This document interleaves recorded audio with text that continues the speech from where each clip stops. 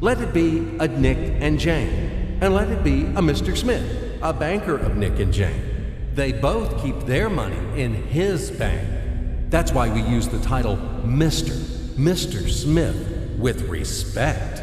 Nick really wants to buy, well, let's say Jane's bicycle, but he has no money. More precisely, he has money, but not enough, only $10, while Jane wants $100 for her precious bicycle. That's a problem. What should Nick do? Well, this bicycle is so desirable. He gives Jane his $10 as a deposit and asks plaintively not to sell the bike to anyone. He says that he will bring the rest of the money soon. At the same time, he runs to his bank, to the respected Mr. Smith, to get a loan for the missing $90. As ill luck, Mr. Smith has no money at this moment, but he knows perfectly about $10, which Nick gave to Jane. And where will Jane bring his money to? That's right. She will put these $10 in her lovely bank to the same Mr. Smith. Therefore, Mr. Smith asks Nick to come back tomorrow in the hope that tomorrow he will get these $10. And everything happens this way. The next day, Jane brings $10 to the bank.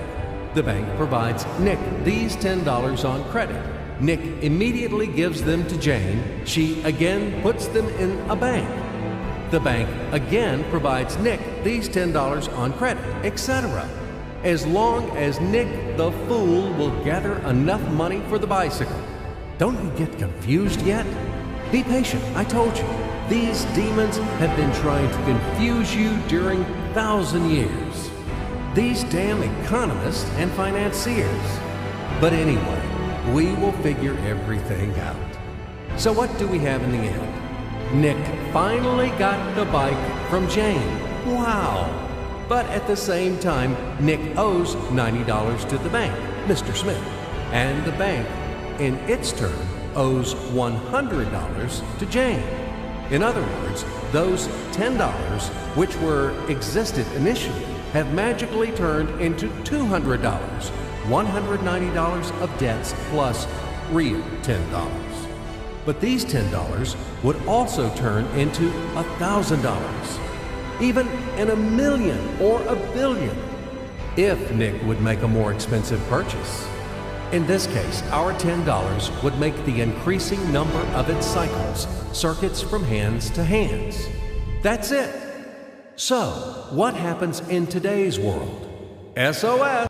It appears that banks also make money out of thin air and multiply them. Not only Fed can produce money, but banks either. In short, everybody can do this, except you and me. We are not in the business at this celebration of life. I would like to print or draw some money as well. In fact, these banks multiply money without any control. And we're still wondering why the banker lives better. What are naive fools are we? Now it is clear why. The one who produces the money, of course, lives better. But this is not enough. From this moment, poor Nick will never be able to repay his debts owed to the bank, no matter how hard he would work. Silly Nick doesn't know it yet, that he's in slavery to the bank, in credit bondage forever, because those $90 which he owes to Mr. Smith do not exist in nature at all. Sly Mr. Smith made his money out of nothing. He created them out of thin air, just one click. And $10 turned into $200. Yes, but you can object